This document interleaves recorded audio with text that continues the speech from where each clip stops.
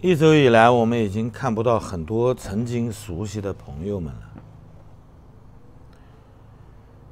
许多人已经翻不出来了。我们听到更标准的说法是，除了高手和共军，防火墙越来越不容易看到新面孔。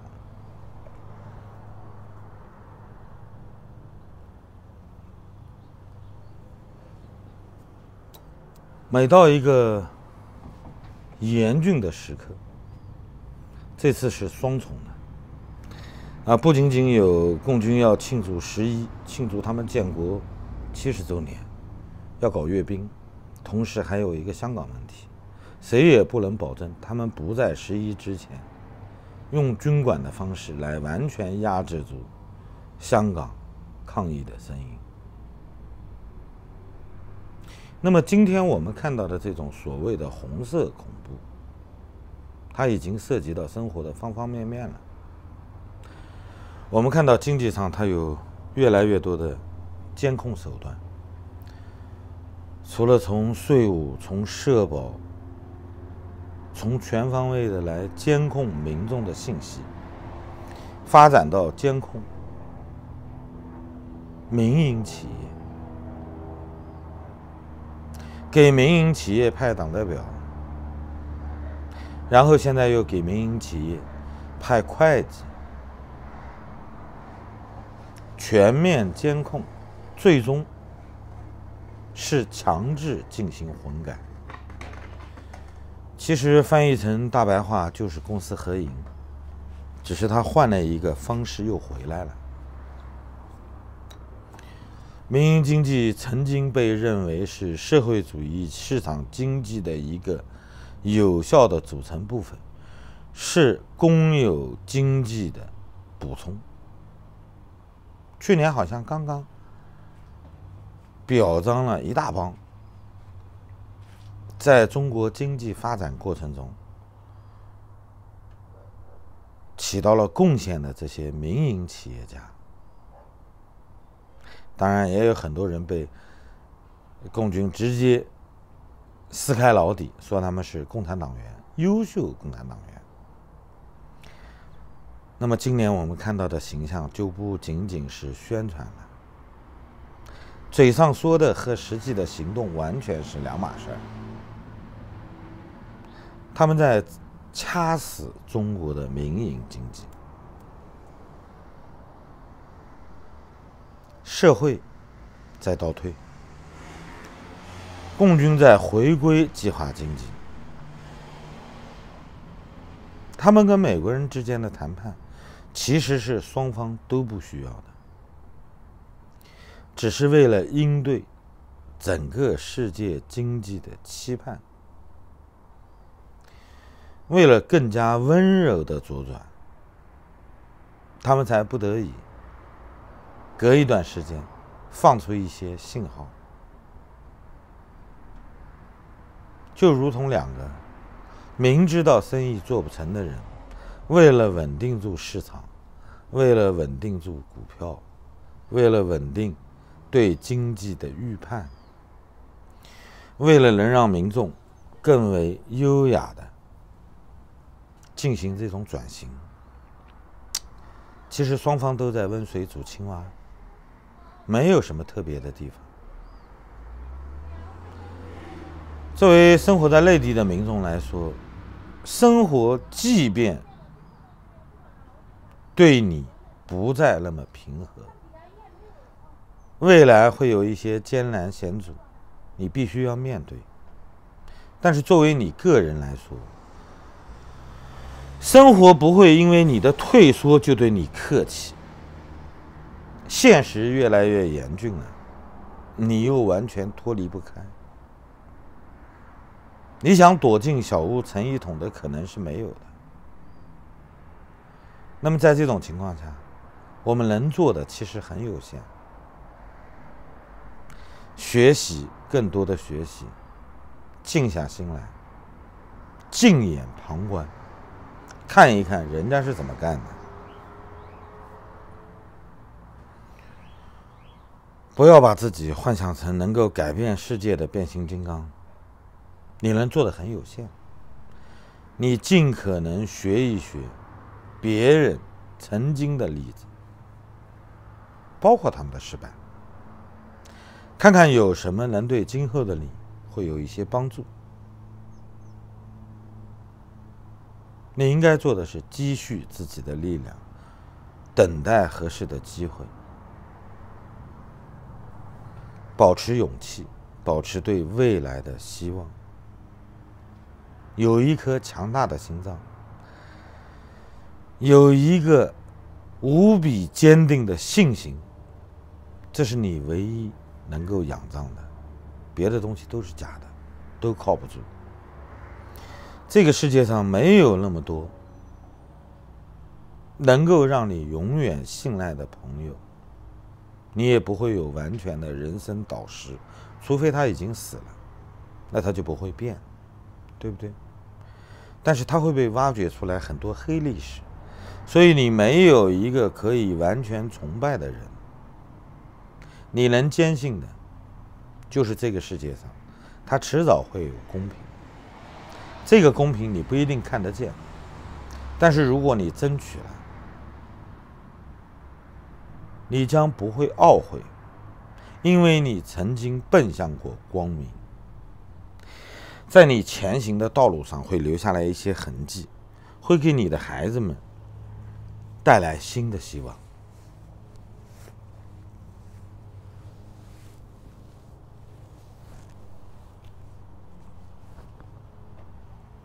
我们在这种非常压抑的黑暗之中，即便未来会有黎明，会有一个改变这个世界的时刻，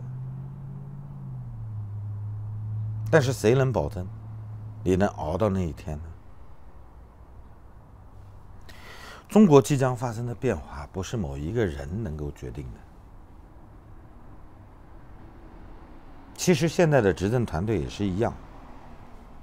因为中国存在一个骑在人民头上的这个实力阶层，他不管由谁来领导他不会改变自己的经营模式，他们在经营一个国家，他们在让自己获得更多的钱财。在中国参加世界经济循环的过程中，他们分润了最大份额的好处，仅仅保留维持社会经济运转的这些资源。今后这些资源将越来越少，因为他们跟国际社会之间已经闹掰了。他们本能的要捍卫自己的利益，他们要捍卫自己的特权，他们不想从骑在人们头上这个模式走下来，甚至你想推他下来都不太容易。国际社会呢，正在跟他们脱钩。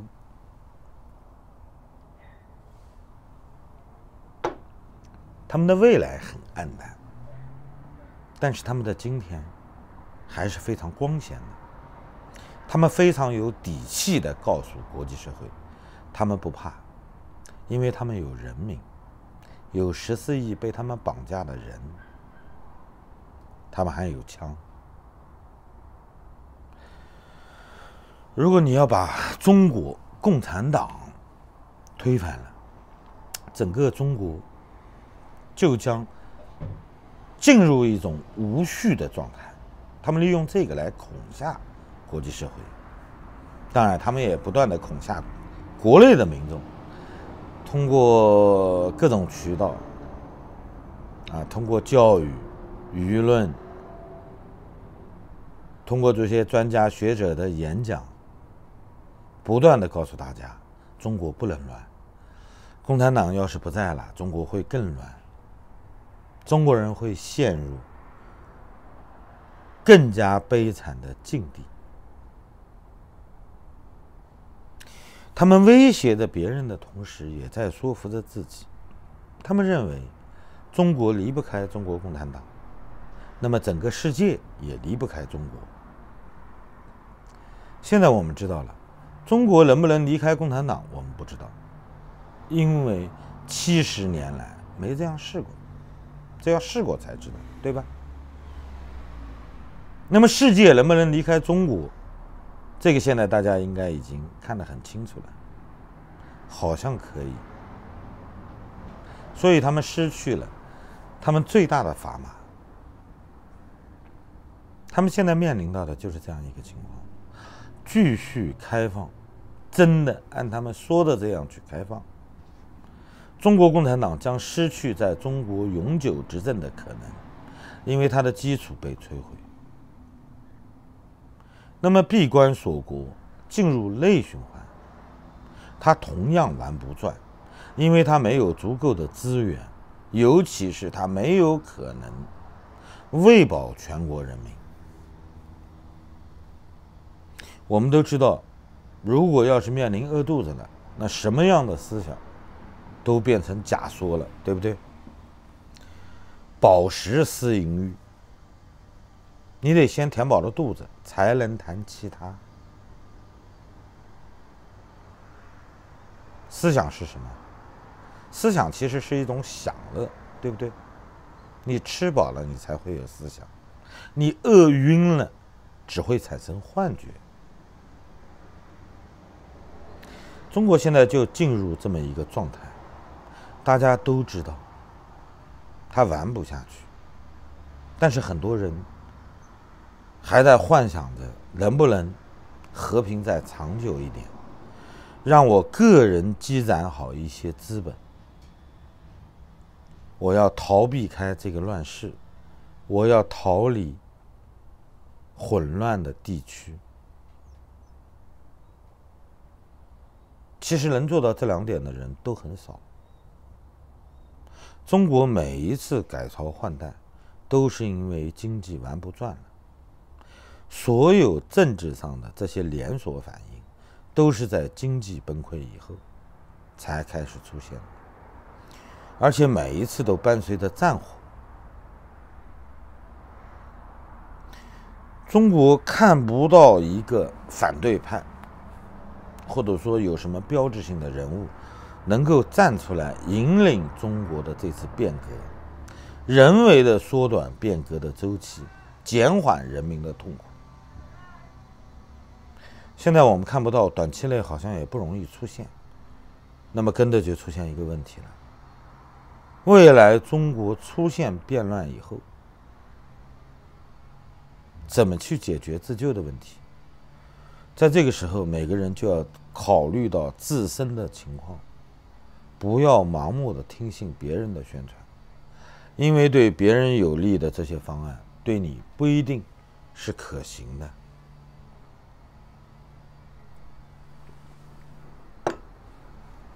你唯一拥有的只有冷静，有了这2个字，才能谈到其他。不要做任何人的吹鼓手，不要被任何势力所挑动。整个社会进入变革期以后，中国人最本质的2个字就显示出来了：你的终极目标就是活着。因为所有的一切都是在这个基础之上，你很难成为一个英雄。但是如果你能活下来，然后再能保全自己的亲人、自己的朋友，能带着更多的人熬过这场变革，你就是你和你的亲人、朋友圈子中的英雄。不用奢谈更多。好了，谢谢大家，再见。